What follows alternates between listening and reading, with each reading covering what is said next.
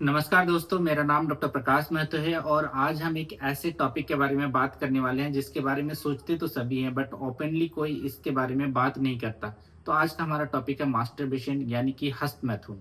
तो हम आज इस वीडियो में कवर करेंगे मास्टरबेशन क्या है और इसका साइंटिफिक एक्सप्लेनेशन क्या है, मास्टरबेशन करने का सही तरीका क्या होता है, मास्टरबेशन से बॉडी को शॉर्ट टर्म और लॉन्ग टर्म में क्या इफेक्ट होता है, इसको लेकर क्या मिथ्स हैं जो बचपन से हम सुनते आ रहे हैं, मास्टरबेशन एडिक्शन क्या होता है और इस एडिक्शन को कैसे कंट्रोल कर सकते हैं। तो सबसे पहले हम ये देखते हैं कि मास्टरबेशन होता क्या है।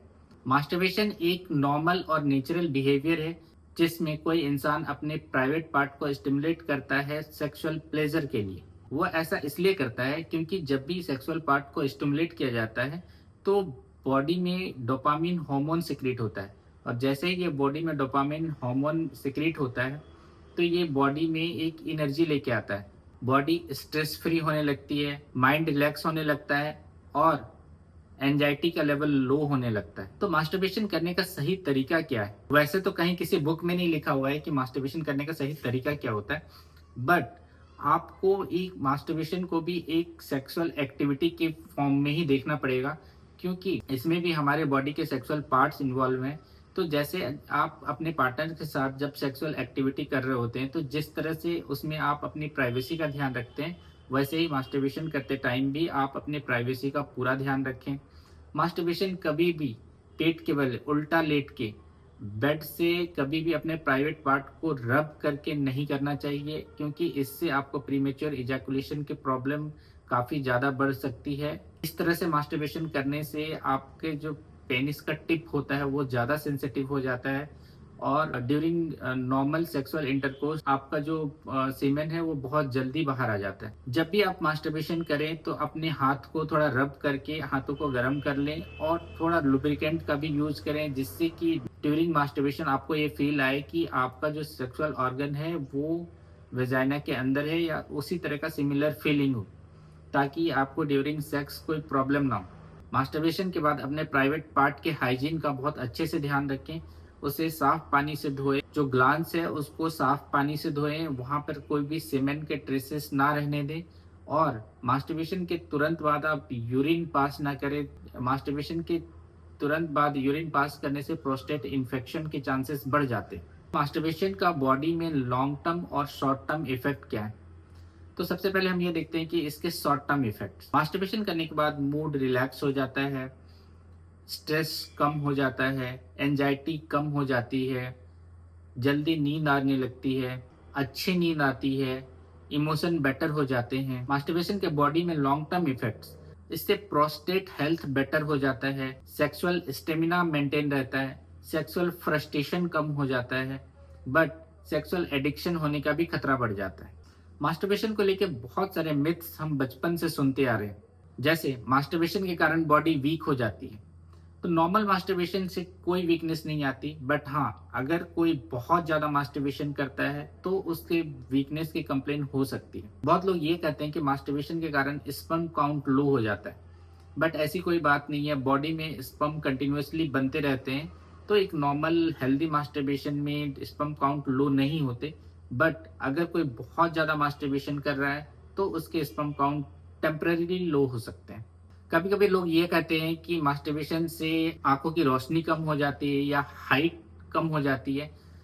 तो मास्टरबेशन का इन चीजों से दूर दूर तक कोई रिलेशन नहीं है। मास्टरबेशन से कभी भी आंखों की रोशनी कम नहीं होती और बॉडी के ग्रोथ पे मास्टरबेशन का कोई इफेक्ट नहीं होता। एक मिथ ये भी है कि मास्टरबेशन से इरेक्टाइल डिस्फंक्शन हो जाता है या फिर प्रीमेच्योर इजैकुलेशन होता है या शादी के बाद सेक्स में प्रॉब्लम आती है। तो नॉर्मल मास्टरबेशन से इस तरह की कोई भी प्रॉब्लम नहीं होती, बट अगर कोई बहुत ज्यादा एक्सेसिव मास्टरबेशन करता है तो उसे इरेक्टाइल डिस्फंक्शन होने के चांसेस हो सकते हैं। अक्सर वैसे लोग जो पॉर्न देखकर मास्टरबेट करते हैं उनमें इरेक्टाइल डिस्फंक्शन या फिर प्रीमेच्योर इजैकुलेशन के चांसेस काफी हाई रहते हैं, या फिर उनमें शादी के बाद सेक्स करने में प्रॉब्लम आती है। तो हम कैसे डिसाइड करेंगे कि किसी को मास्टरबेशन की एडिक्शन हो चुकी है?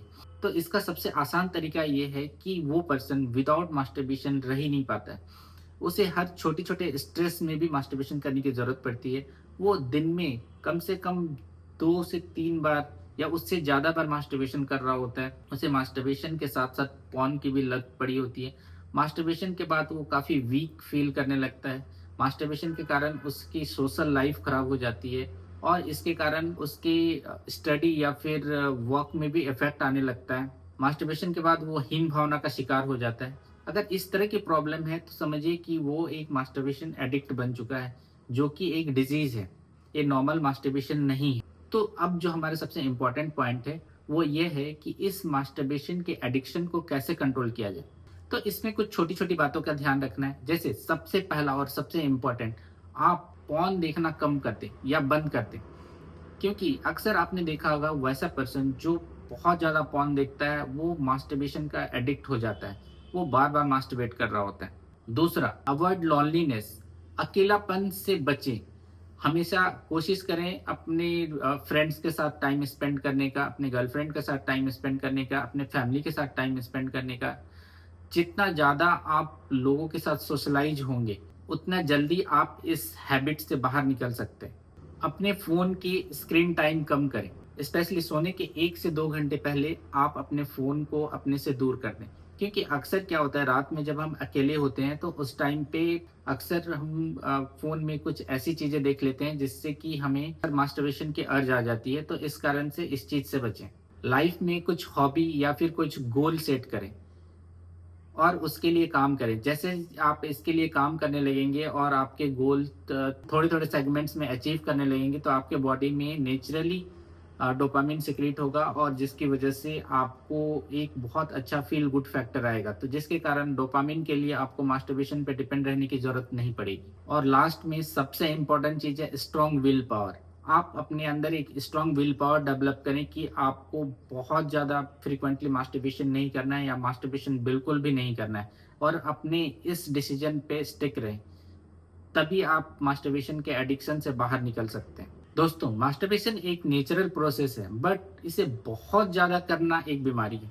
तो इन दोनों के अंतर को समझें और एक हेल्दी बैलेंस बनाने की कोशिश करें।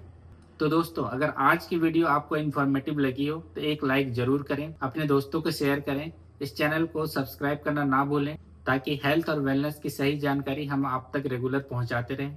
मिलते हैं एक नए वीडियो में एक नए टॉपिक के साथ। तब तक के लिए स्टे हेल्दी, स्टे कॉन्फिडेंट।